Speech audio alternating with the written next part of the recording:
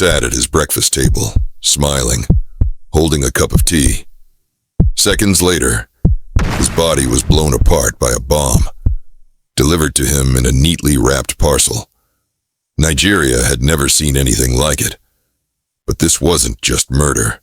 This was a message. And the man they silenced, his name was Dele Giwa, the journalist who got too close to the truth. This is the true story of the man who knew too much and paid the ultimate price. In the heart of Nigeria's chaotic 1980s, where military regimes ruled with iron fists and secrets whispered through the corridors of power, there was a man who dared to speak the truth aloud. His name was Dele Giwa. A son of humble beginnings, Dele was born in 1947 in Ife, Osun State. His father was a laundryman for the wealthy. Young Dele would often watch, quietly, as privileged children rode bicycles, read foreign books, and spoke confidently about the world. It lit a fire in him, not of envy, but of purpose. He wanted to be heard. He wanted to know. And more than anything, he wanted others to know the truth. That desire led him to journalism. After studying in the U.S., he returned to Nigeria with boldness and passion.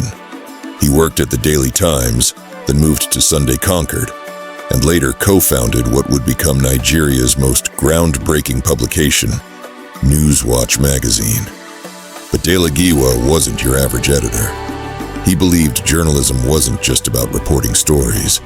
It was about shaking systems, exposing lies, and forcing change. Under his leadership, Newswatch became a thorn in the side of powerful elites.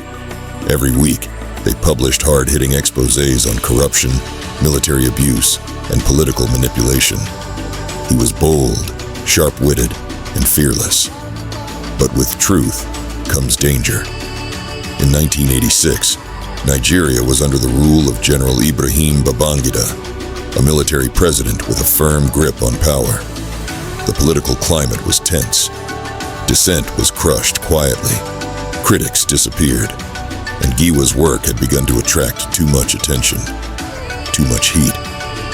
Rumors began to swirl that Giwa was investigating sensitive issues, possible links between government officials and drug trafficking, arms deals, and human rights violations. He had started receiving threats. His phones were allegedly tapped. He even confided in friends that strange men were following him. Still, he refused to stop. He believed that the pen was mightier than the sword. But on October 19th, 1986, the sword arrived, disguised as a gift. That morning, Giwa was at home in Ikeja with his family. A package arrived, hand-delivered, with markings suggesting it was from the office of the head of state. The delivery was official-looking, wrapped neatly. His security aide handed it to him. Curiosity and confusion danced in the air. Dele sat down to open it at the dining table. His wife, Funmi, was nearby. He opened the parcel, and in a split second, boom!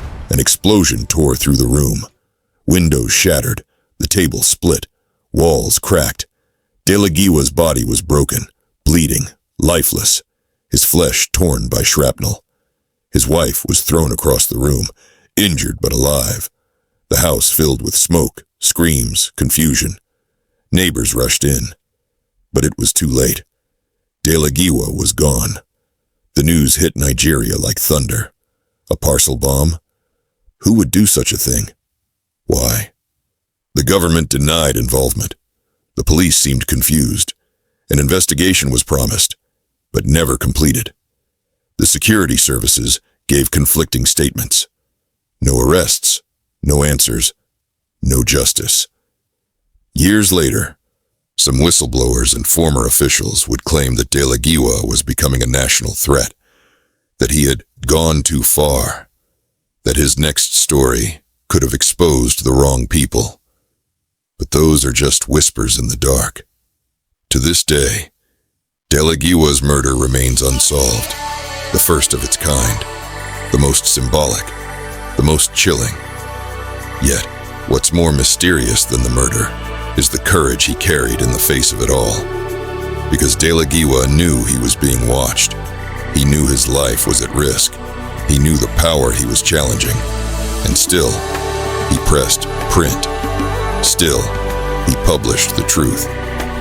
Today, Dele Giwa's name is carved into the memory of every Nigerian journalist. He became a martyr for press freedom, a warning, and a warrior. Students of journalism learn his story. Old editors speak of him with reverence. Young writers light candles in his name. And every year on October 19th, tributes pour in. Not because he was perfect, but because he was brave when it mattered most. Dele Giwa's story is not just about death. It's about life lived with purpose. It's a reminder that truth costs something. Sometimes, everything. But without truth, nations go blind. People live in chains, and stories die before they're born. He showed us that silence is dangerous, but courage, even when it ends in a bang, echoes forever. If this story moved you, hit that subscribe button. More untold truths are coming your way.